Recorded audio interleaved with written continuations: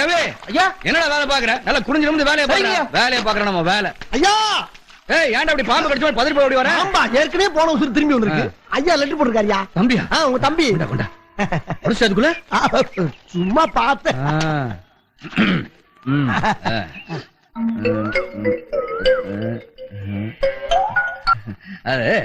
நீயா படிச்சிடா? நானா? நீ இப்படி படி. நீங்க படிங்கயா. இல்லடா நான் படிச்சா வேகமா படிச்சிருவேன். நீ படிச்சா நல்லா நிறுத்தி நிதானமா படிப்பல. நானும் ரொம்ப வேகமா படிச்சிருவேன். படுற அன்பும் பண்பும் பாசம் நிறைந்த அருமை அண்ணன் தேவராச அவர்களுக்கு உங்கள் அன்பு தம்பி பாசத்துடனும் நேசத்துடனும் எழுதி கொண்டது. நல்லா எழுதிருக்கானே. நீங்கள் அனைவரும் நலமா? நலம் நலமறிய ஆவல். அதுபோக நமது பண்ணையில் கடினமாக உழைத்துக் கொண்டிருக்கும் அன்பு பச்சை கிளியை பத்திரமாக பார்த்துக் கொள்ளவும். ஏனென்றால் அவன் என் கண்ணுக்குள்ளே திரிகிறான்.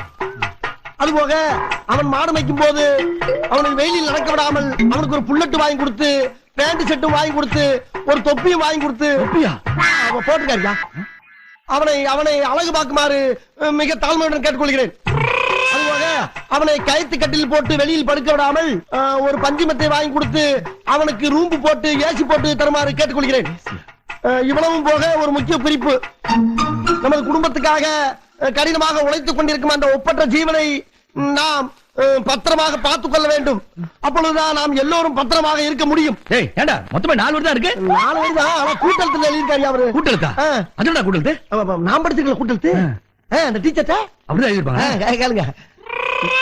என்ன அப்படி பாக்குறீங்க? என் மேல சந்தேகமா உங்களுக்கு? தம்பி இவ்வளவு விஷயம் எழுதிருக்கானே, நீ ஒரு தடவை தான் நான் பார்த்த. ஐயா உங்களுக்கும் படிக்க தெரியல, அப்புறம் படிக்கிற ஏன் மேல சந்தேகப்பட்டா என்ன அர்த்தம்? நீங்க படிக்க தேவையில்லையா? இல்ல படிக்கல. போடா போடா. இல்ல வாங்கயா போடா. கோபால ஐயா என்னங்கய்யா? நீங்க வரீங்க? ஐயா கூப்பிடுறாரு. கூப்பிட்டு வந்துடுறா நீ. அன்னைக்கு நீ கூப்பிட்டு வந்தல. பெரிய மனுஷன் கூப்பிடுறாரு, என்னமோ லொல்லு பண்ணிட்டு இருக்கான். அன்னைக்கு நீ கூப்பிட்டல. ஐயா இந்த லெட்டர் படி. என்ன எழுதிருக்கான்? அண்ணனுக்கு தம்பி எழுதுவது. அண்ணனுக்கு இல்ல இல்லையா? அதெல்லாம் இல்லையே. இல்லையா? இருக்குடா. எங்கடா இருக்கு? இருந்தா படிக்க மாட்டேனா? சரியா படிக்கிறது இல்லையா? கூட்டெழுத்து சுருக்கெழுத்து என்னடா படிச்ச? படி. நான் நலமாக வந்து சேர்ந்தேன். அப்பா அம்மா நலமா? அப்பாவுக்கு வேலைக்கு மாத்திரை கொடுக்கவும்.